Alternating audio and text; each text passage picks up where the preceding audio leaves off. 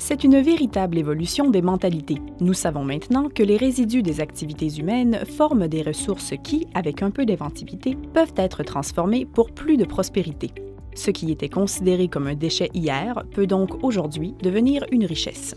Il faut cependant bien comprendre que la transformation de la matière première en bien courant déplace en partie les lieux d'extraction. En effet, si les mines, la terre et les forêts fournissent les matières premières au début du cycle de production, ce sont principalement les villes qui, par la suite, peuvent rendre à nouveau disponibles ces mêmes matières premières. Les rebuts et rejets qui s'accumulent contiennent des matières pouvant être remises dans les cycles de production.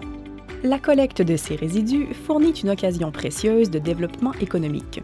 Tout ce qui est destiné au dépotoir peut être vu comme une ressource transformable en gisement de matière permettant de limiter l'extraction primaire des ressources. Traités avec méthode, ces rebuts disponibles créent des emplois et de la richesse. Telle est l'approche des 3 RV: réduction, réutilisation, recyclage et valorisation.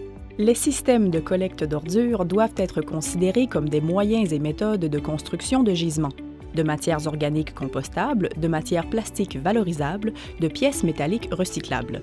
Les municipalités ont donc intérêt à bien connaître comment les méthodes de collecte constituent ces gisements, quelle composition elles leur donnent.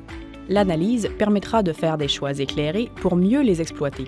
C'est aux élus municipaux de choisir et faire partager les modes de transformation qui favoriseront les circuits de traitement les plus avantageux pour la prospérité et le bien-être de leur ville.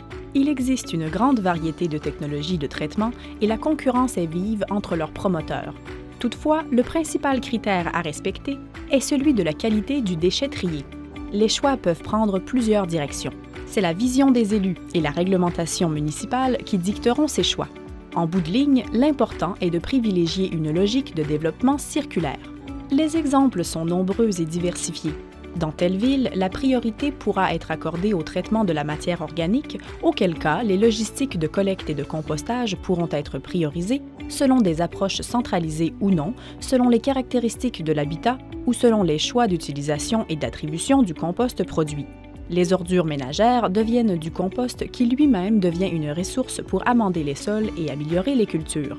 Il existe à ce sujet un cas inspirant au Togo dans la communauté urbaine de Lomé qui a mis en place des infrastructures de compostage décentralisées.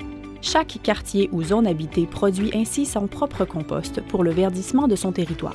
Ailleurs, c'est vers la production d'énergie que seront dirigées les priorités de traitement qui donneront lieu à la construction d'unités de production de biogaz ou d'électricité. Finalement, le traitement des ordures n'apparaît plus au budget municipal comme une dépense, mais bien comme une source de revenus potentiels.